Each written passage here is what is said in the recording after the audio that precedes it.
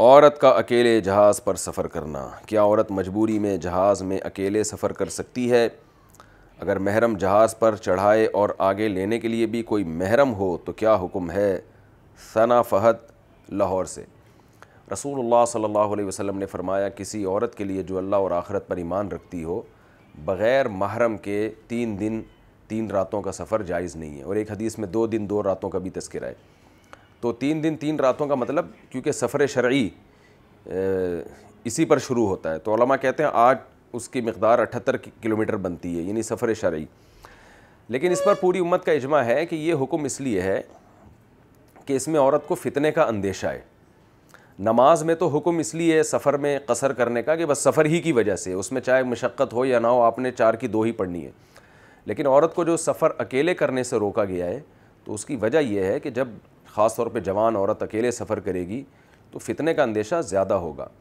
لوگ کہتے ہیں کہ نہیں، آج کل تو کوئی فتنہ نہیں ہے، جہاز میں جائے گی، وہاں سے اتر جائے گی، اور یا ٹرین میں جائے گی یا بس میں جائے گی۔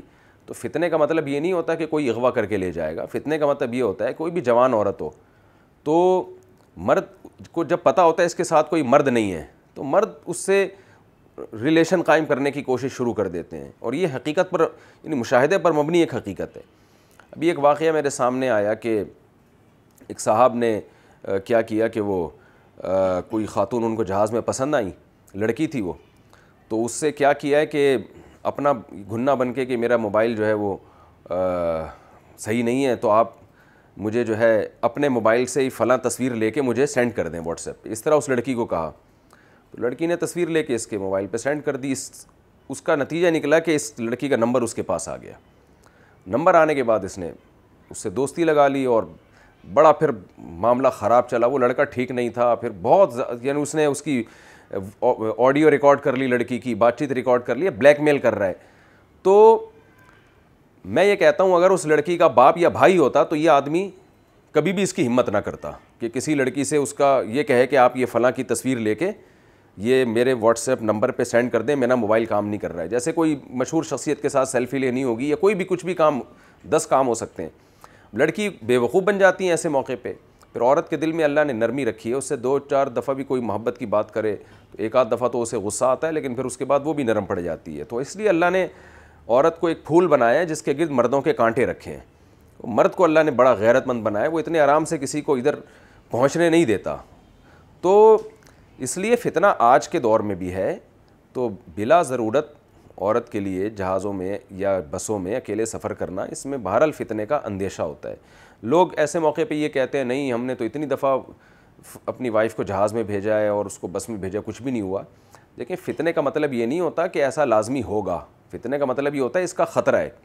اس کی مثال ایسے ہے کہ آپ کا بیٹا جو ہے چرسیوں میں جا کے بیٹھ رہا ہے، تو آپ اسے نہیں بیٹھنے دیں گے، کیوں؟ آپ کو یہ خطرہ ہے کہ چرس نہ شروع کر دے۔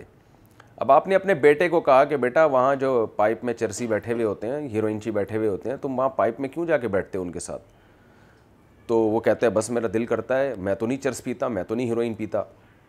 تو والدین کہیں گے نا بیٹا اس بات کا خطرہ ہے کہ کہیں تم بھی نہ شروع کر دو۔ اب بیٹا جواب میں یہ کہے کہ وہ فلاں کا بیٹا بھی تو چرسیوں کے ساتھ بیٹھتا ہے، وہ تو چرس نہیں پیتا، فلاں بھی تو بیٹھتا تھا، وہ تو چرس نہیں پیتا۔ تو ماں باپ یہی کہیں گے کہ بیٹا ٹھیک ہے، ہر ایک نہیں پیتا، لیکن اس کا خطرہ تو موجود ہے نا، یہ جتنے چرسی بنے ہیں یہ چرسیوں کے ساتھ بیٹھ کے ہی بنے۔ تو فتنے کا خطرے کا مطلب یہ نہیں ہوتا کہ فتنہ لازمی ہوگا، لازمی ہوگا تو پھر تو بالکل ہی حرام ہے۔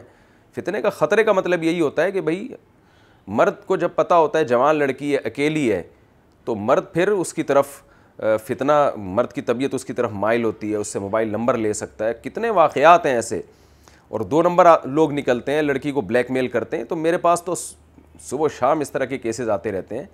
تو اس لیے جوان لڑکی کو سفر میں اکیلے نہیں بھیجنا چاہیے، اس کے ساتھ اس کا بھائی ہو، باپ ہو، جو بھی محرم ہے۔ ہاں کبھی بہت شدید ضرورت ہے، ایمرجنسی ہو جاتی ہے، تو پھر ایک الگ بات ہے، اس صورت میں گنجائش ہے، جہاز میں بٹھا دیا، وہاں سے کوئی ریسیو کرنے والا موجود ہے، یا ایجڈ خاتون ہو، عمر ان کی زیادہ ہو چکی ہو، ان کو بھی اندیشہ نہیں ہوتا فتنے کا۔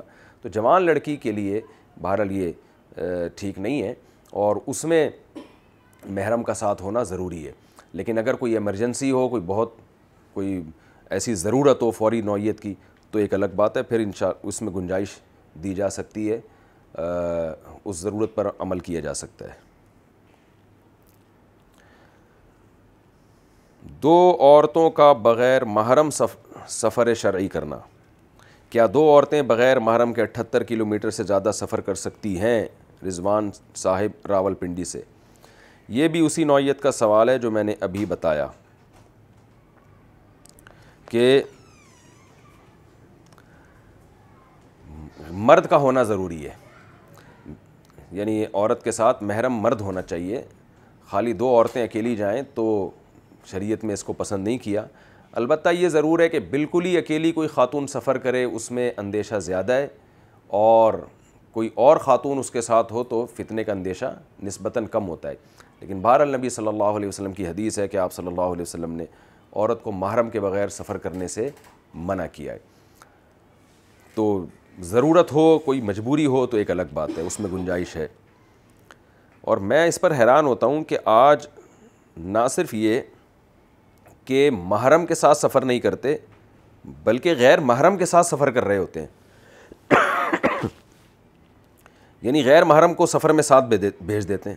کزن کے ساتھ کزن کو بھیج دیں گے، چچا زاد بھائی کے ساتھ کزن کو بھیج دیں گے، دیور کے ساتھ بھابھی کو سفر میں بھیج دیں گے اکیلے۔ تو یہ بالکل ٹھیک نہیں ہے، شریعت اس کی قطعاً اجازت نہیں دیتی۔